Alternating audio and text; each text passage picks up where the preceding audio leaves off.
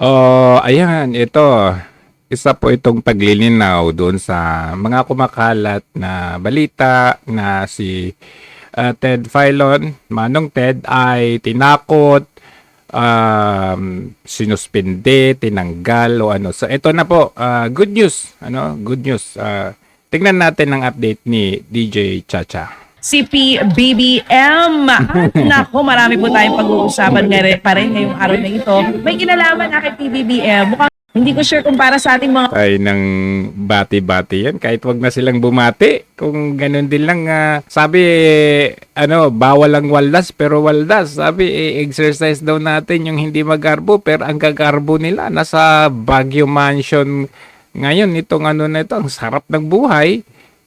Samantalang si PRRD na hindi na presidente, namimigay regalo sa mga kababayan natin.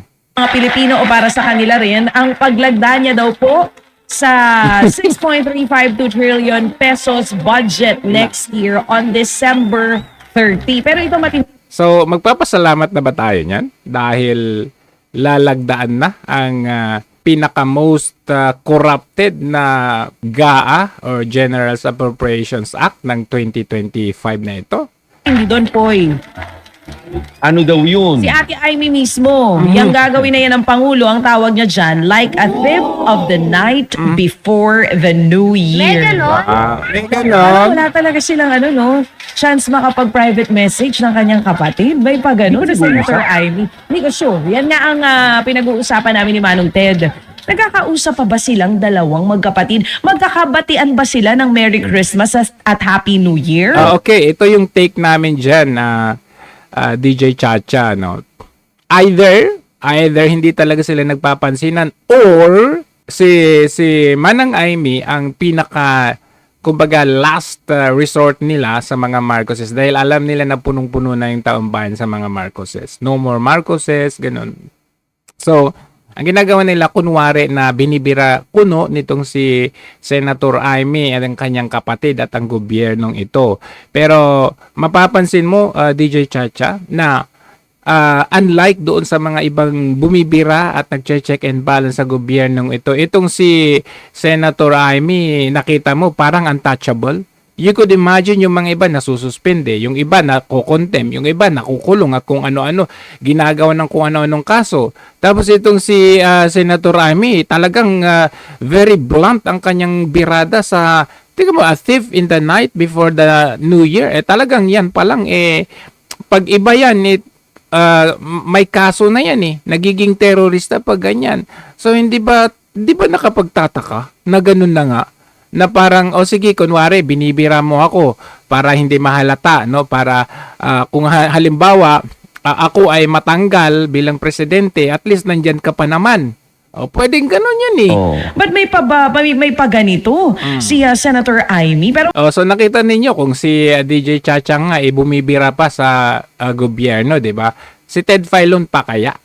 So ito po ang kanyang update kay Manong Ted, Anong Ted Filon, na gusto lamang po naming linawin na, aga pa lang. Ayos na kondisyon. May lumapit din sa'yo kahapon, sa akin din. Anong sabi sa'yo? Ang tinatanong, ano ba nangyari? Meron bang may issue ba? Sinuspindi ba? Yan, may May ganyan. mga ganun na mga hirit. Sabi ko, hindi ho. Ilan linggo ko na alam na talaga magpapahinga ang idol at Manong Ted. Yes, vacation leave po ang tawag doon, mga kapatid. Bakasyon, walang sanction. September pa lang, actually January pa lang, nakaset na yung leave ni Manong Ted. January ngayong taon, nag-file na siya ng vacation leave. Kapapasok ng bagong taon. Totoo yun, kasi Pwede yung leave naman niya kasi next yan. year, nakafile na. Alam mo, ako ito sa mga kapatid po natin, ako rin naalala ko, sabi ko nga kay Chacha, this is not the first time na pansamantala akong humalili dahil naalala ko, last year din, Same time. Mas maikli lang yata yung mga Bakasyon araw niya. na Oo. pahinga. Parang Ngayon 2 days lang Oo, parang ngayon lang hinabahabaan. Sa pangalawang araw, na-issue na kaagad. kahit si Nanay Christy. Good morning po sa inyo, Nanay Morning, Christy. Narinig mo si Nanay, may nililinaw din, di ba? may Ano sabi ni Nay nililinaw. Christy? Oo, nililinaw niya na maayos ang kalagayan kasi nga may mga issue na ng mga meron daw.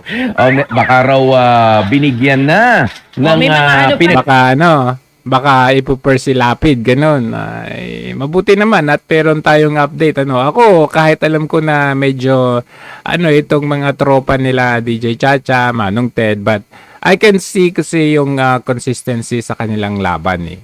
Which, we have the same voice. They have other supporting personalities, but we have the same voice. We have this, kasi tingnan mo nga naman yung iba. Naghihimuran na sila ng puwet.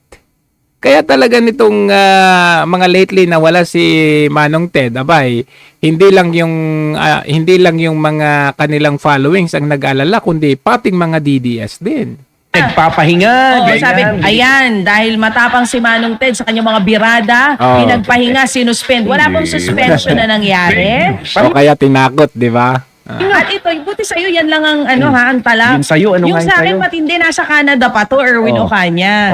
Nag-message yung Galit pa. tuhin ko. Ang sabi? Tatay ko nagparating sa akin. Sabi niya, yung tito mo nag-message sa Canada. Sabi niya, tinatanong, totoo daw bang may death threat si Manong Ted? Kaya daw Desperate. siya hindi pumapasok ngayon. Kaya talaga, Pasko na. pero sa totoo lang, to be honest, hindi naman malayong mangyari yan talaga. They know naman na hindi malayong mangyari na may death threat. Kita nyo nga, nangyari nga kay Banat Bike, pinagkakasuhan tayo di ba? Hindi malayong mangyari, kaya lang nakita nila na hindi basta-basta na pupunteriyahin nila kaagad yung mga kagaya nila ni Ted Filon na yung talagang batikan at kilalang kilala. Nakita nyo nga, kahit si Percy Lapid na isang mamamahayag, hindi naman siya yung talagang pinakasikat na batikan na Pero siya yung naging sakripisyo para magkaroon ng clear message. They want to send a clear message to the people na kumukontra sa gobyerno para matakot na yung iba. Ganun yun. But they are not going to start with Manong Ted. Kasi alam nila, na yan eh. Talagang magiging point of no return pag ginawa nila yan kay Ted Filon. So they would start from mababa. Maalala ninyo, dyan sa may EDSA, yung mga kasamaan natin na nag-EDSA Friday group o dyan, di ba nga merong isang vlogger dyan na hindi masyadong kilala na inaresto. They would start from lower muna bago dun sa malaki. Issue nyo pa, gusto lang pong magpahinga. Wala pong ganon. Vacation leave po ito, malinaw na malinaw po yan. Okay? Kaya talaga, pagka vacation leave, Okay lang. okay lang. Nung isang araw Ayaw na nyo na sabi, pinag-uusapan. correct. Ito matindi. Nung kahapon, Baka nandito na sa Hong Kong, ganon. di ba binasa ko? Bakit naman gano'n? Nag-vacation leave, wala man lang sulat daw sa kanila. Wala man daw record. Video record. Manong Ted, sa susunod, video recording, explanation kung bakit ka magli-leave ang gusto ng mga nakakamiss sa'yo. Para mas para mas... kasi nga, kita mo naman, yung mga politiko, yung mga politiko natin. Mga politiko ka mo Di ba? Maya't maya, kapag ka meron silang inungot ng konti, naka-video, naka-press con, di ba? May explanation, kahit pa ganon. Sila Abalos, ganyan. Rimulya. mga brown out sa Kasi mga... yung pa-press con nilang ganyan na mga ganyan-ganyang gusto nilang unahan para i-mind condition tayo, i-manipulate tayo. Kaya sila nagpapapress ko ng ganyan. Pero yung mga importanteng bagay na makakasolve ng problema, hindi yan sila magpapapress ko. Kinaroroonan nila, di ba? Nakakapagbigay ng pahayag. Siguro nga naman, Manong Ted, next time na mag-vacation leave ka. Video po. Video. Magpaliwanag ka raw. Presscon, parang si Vicky Sara. Kailangan may presscon siya pagbalik. Sa Friday, pagbalik ni Manong Ted, yan ang unang tanong ko. Ba't wala kang video recording? Okay. So, good news yan sa atin dahil babalik pa si Manong Ted. Siya lang po ay nakabakasyon. So, malinaw po yan isa pong clarification yan na tuloy-tuloy ang laban. Kasi alam naman natin na itong si Manong Ted ay nasa mainstream media at kailangan po natin ng mga boses, same voice with us sa mainstream media dahil anong ginawa nila sa SMNI? Di ba tinanggal nila ang SMNI? So, wala tayong masyadong leverage when it comes to reaching people hanggang dun sa kasulok-sulukan.